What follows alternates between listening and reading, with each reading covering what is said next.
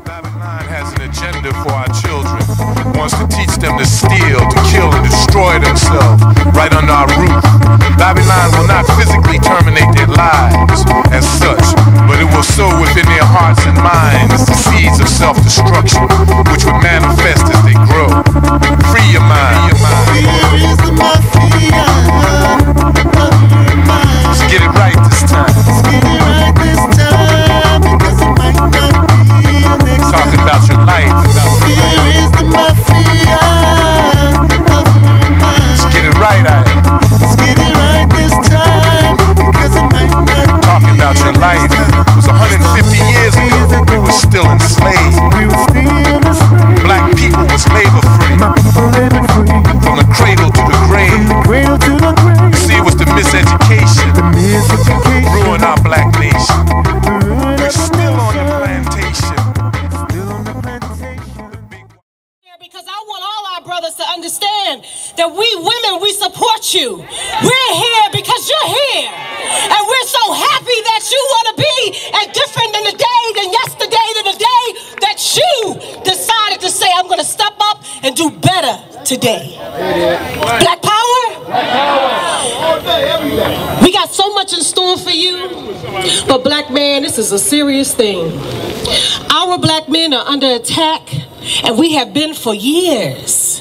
Right now we stand in the back of us at the White House. And we know that all what within that White House is a corruption that is against every black man that's standing here. What we got to do is not look for any type of assistance that stands behind us in this White House.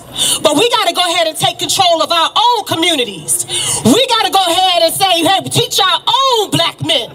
We got to go ahead and say, black woman, you need to talk to your black man. You need to stand with your black man. You need to talk it out before he gets up in the morning. You need to stand with him and teach him and train him. See, women, we have a soft subtleness about us. We whisper in the middle of the night, but we make our men get up in the morning strong. We don't want a weak black man. We want a strong black man. And we want to give a round of applause. And when a black man does well, we want to applaud them for that. We don't want to tear him down bit by bit, but we want to build them up on the good things that they do. We are not a feminist woman. Feminism was created by the white woman. But we are black women. We're not a feminist woman. We are a black strong woman that support our black men. So you don't talk bad about a black man. You sit up there and you support that black brother. Help me. Help me. If you have some constructive criticism to give your brother, you do it in the middle of the night. And in the morning you stand next to him and support him on everything that he does. Right on. We got to take this seriously, but accountability belongs to us. We got to stop looking for these handouts from society, from the white man. They're not trying to give us anything. You are in charge of your own families. Black woman, you have a role. Black man, you have a larger role. We need you guys to step up and take responsibility for your families. We don't need you running around and doing all the things that you do. No, you got to take care of family. See, what happened in our communities is that we've abandoned a family concept. What? We got to get back to black man and black woman. We got to stop fighting against each other like we're competing in this society. The black man is not my enemy. We don't have an enemy. We come from an African culture and we embrace our black men. So this is why I stand for the 10,000 Black Men's March, because we have to stop the division and the conquering of our system. We are not a division, divide and conquer. You will not divide and conquer us. Say it. You will not divide and conquer us. Black power. That's right, sister. Right now, I want to go ahead and introduce a very strong black mother. We got to make sure we give respect where respect is due. And right now, I want to call to the mic Pastor Ted Sutton. Let's give him a round of applause. Brother Ted Sutton. What's up, brother? It came off this mic. I tell you, first, it's just an honor to be here. How many of y'all happy that you're here? All day. How many feel good that you made it here? And I say that because when I'm driving through the streets, when my son is walking from school, I'm concerned about him getting home. I look at that, and yes, I'm Dr. Ted Sutton, but I love to share the pot. But if you ever Google Crazy Ted, you're gonna see my face, y'all. Over in Baltimore, I was one of the younger people when they wrote the series The Wire. A lot of people knew my godfather, a man named Little Melvin Williams. Oh, okay. But I only share that not to brag about being in the streets, but to show a point of reference of how far God has brought this brother right here, y'all. And I had to go through some things.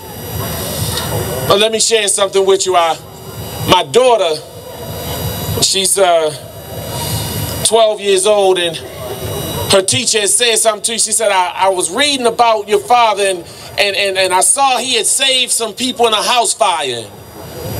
He caught a baby from the 3rd floor, and they also in the article it said he has brought homeless people into his home, and that he works with gang members around the country and different things of that nature. And they said, she said, is your father a policeman or is he a fireman? And my daughter responded and said, no, ma'am. She said, he's just a man. And I love that. In fact, one of the things that kind of made me feel bad is she sat on my lap. She said, you know what, Daddy? She said, I may not ever get married. And I said, well, Pooh, why would you say that, sweetie? And she said, because I may never find a man that's quite like you. That's right. That's right. But I tell you one thing, it made me feel a little sad and it made me feel a little glad because, see, we have to set the standard higher. That's right. That's right. For what a man look like. That's right. That's right. We need to set the standard for what a man talk like. And to be real honest with you, when I'm seeing somebody getting abused, I don't want to be the one holding the video camera. I'm going to let somebody else videotape it. Yeah, talk about it. Talk about that. See, I like to be what they call an equalizer. I like to balance it out. To be honest with you and things, it don't make sense for you to call yourself a man, but you don't do manly stuff. Talk to him, man. It bothers me. I had to tell some of the young guys that I work with, I said, let me tell you something, yo. I said, keeping it real, I said, it ain't sexy if your girl was going out every day working 2 jobs and she leave you on the couch and come back and you on that same couch. I said, that ain't sexy, brother. You know what I'm saying? I'm like, you know what I said to me, you know, especially when you still got that bowl of cereal. And you still leave the bowl of cereal, so like her child, she got to tell you, can you at least put the bowl of cereal in the sink? That don't make no sense. That don't make no sense. I said, it's not sexy. I said, you know what's sexy? I said, when you come in with groceries. No, you heard me though?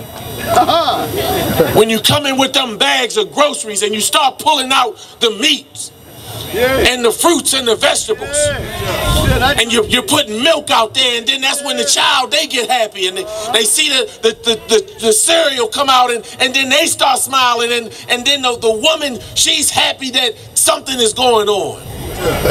That's real sex, man. That's real sex. I was speaking somewhere and I said it for the men that you don't think your children are worth dying for and you're not ready to protect them, you need to move to a city where women can protect you. Real. It bothers me. I said it also bothers me just like how they allowed this man to get into the White House who have no concern for us. Not at all. None whatsoever. If you don't affect his money or his pocket, he's not concerned with you. And I said that. But I share one thing, because even when I share some of my testimony because I didn't just start out Dr. Ted. I was part of the problem. I was the young guy running around Baltimore streets with a sawed-off shotgun. I was the person that you didn't want to see in the dark. I was the person that you could say I wasn't a drug dealer, but you could say I was into what's called collections. I would persuade people with extreme prejudice to pay some of the people they owe. But the reason I have to share that part is because it's a lot of people who are going to mosques, who are going to churches, who are going to places around the country, and they're passing young brothers that got their pants hanging down, that's got the gold teeth, and they saying like, look at that. Look at him. Let me share something with you. Now, my pants may have been up, but the actions that I was doing, I was one of them. That's right. And see, I want to represent some hope that God can turn a mess into a miracle. That's right. That's right. And if the time isn't now, when is it? That's right, brother. Yes, sir. The world has been waiting for Superman, and the time is now. That's right. Yes, sir. I get a little dismayed when I see that because I love that all of the things that I had to go through. In fact, in 1 year, I had so many things happen, I almost lost my mind. First, they had given my godfather 35 years, and my best friend was gunned down in Baltimore. I had to hold his brains in while the paramedics came. 2 of my other guys both received life plus 20, so if they ever finished the life sentence, they still got 20 more years to go. One of my other guys, he was one of my pit bulls. He was good with his hands. He actually got gunned down. He was paralyzed from the neck down, could not move anything. My other guy, they found him in Drew Hill Park, stabbed up in his own car because it told me that it was a friend that had done it. Because you would never sit in the park in the middle of the night with somebody behind you that you don't know. It is. That's real. Real talk. Girlfriend got diagnosed with cancer and passed away within a year of her diagnosis. I'm just talking about 1 year in my life. Had to leave home because both of my parents was in the civil rights movement. Father, organizer with Dr. King. Mother worked for Medgar Evers. Wow. Had to go through some stuff. But I was that middle child that thought I knew everything. And isn't this something some of the young cats you see, I tell them the only ones I can't teach is the one who feel he know everything. That's right. That's real truth. And I had to go through some things. And isn't it good to have friends, y'all? That's right. Let me tell you, I had a real good friend. In fact, every time I think of him, this song comes up and it goes like, friends, how many of us have them? Friends, before we go any further, let's be. Yeah. Well, let me share what my friend did. My friend, he got caught with a carload of guns, and to get himself out, he sent the ATF to my home. That's the Alcohol, Tobacco, and Firearms Task Force. They almost shot my pit bulls, my Rottweilers, 2 guys in my crew, and my nephew. And then they left from there and then went to my church-going parents' house and raided their house. Isn't it good to have friends, y'all? But I'm going to tell you, like the Tale of Two Cities, it was the best of times, it was the worst of times. Because I ended up being in a situation where, see, that no man could help me. And I actually, when they was talking about it, they in the courtroom, my lawyer said, there's no way you going home today. They asked for me to make a deal. They offered me 15 years first. Went from there and then offered me 7 years. All the way down to 18 months. Let me share something with you. I had one of my friends come in. And actually, I was happy to see him because I thought on TV, you know, when you see you in court, your homies come up and be like, yeah, yo, I got you, yo. If you go down, I got your commissary. I'm going to take care of your peoples, all this and that. Well, mine didn't quite go like that. He saw me, and he looked me in the face, and then he looked down at the ground. And then he walked to the back of the courtroom, and I realized that what was happening is he didn't want anybody to know that he even knew Crazy Ted. So if you don't remember, my name is Dr. Ted Freedom Fighter Sutton. Just remember the message. The worst thing that could ever happen to you is for you to fall in love with something that don't love you back. See, when you love something that don't love you, you do all of the giving and they do all of the caking until you have nothing else to give anymore. And I was in that situation, and let me share something with you. I ended up leaving out, and I went into, I found the bathroom, and I asked for God to give me a second chance in the second floor, 4th bathroom stall with toilet water on the floor 10 minutes before I was to get sentenced to 15 years, and I received a miracle, y'all. I went back into the courtroom. They read off my arrest record. I've been arrested for racketeering, loan sharking, handgun, assault with a handgun, strong arming. Lawyer said, there's no way you're going home. The state's attorney said this young man should not be allowed to go back into the community like I was the worst person in the world. Let me share something with you. I know that I received a miracle on that day to be standing before you right now. And I actually went up and he held that paper up. He said, I want to hear from him. And he held that paper up and I know he said, I got to give him 15 years. And God said, don't do it. He said, I got to give him the 7 years. He's earned that, God, don't do it.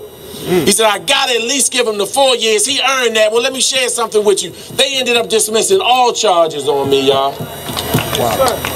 And let me tell you how bad it was. I actually chose what jail I wanted to go to. I said, I don't want to go to Hagerstown. I said, it's too far from my family. I said, I didn't want to go to the Eastern Shore. It was too racist down there in the prison. I said, send me to Jessup. That's about 30 minutes away from my house. And I told him, I said, you know what, and send me there. You know, brother, let me say you something. They had to put me out of the courtroom. They dismissed all charges on me. After I chose what jail to go to, he turned around and he said, well, I hope I don't see you. He said, Mr. Sutton, you can leave, you can go. He said, but I hope I never see you like this. And I said, you'll never see me like this. And I went out and got my bachelor's degree, my master's degree, my doctorate degree. I started working with transitional housing for gang members, independent living program for young men aging out of foster care, recording studio for young people. I started an anti-bullying curriculum, an anti-gang intervention. I started working with Bloods in California, Crips in Little Rock, Arkansas, Vice Lords, Gangster Disciples in Chicago, and I started going around. Yeah, okay, don't stop now. Keep it rolling. Wrote the book From Pain to Power. Come on. Temporarily Insane. And they're doing the movie All of a Sudden about me. And I'm here with the message, it ain't how you start, it's how you finish. So for all of those poverty pimps that say that they in this fight, and for some of them preachers that won't come outside of the walls, send me the brothers that you won't deal with. Because if you ever change some of them, they'll help change this world. And my name is Dr. Ted Freedom Fighter Sutton, and I support that message. I'm out of here.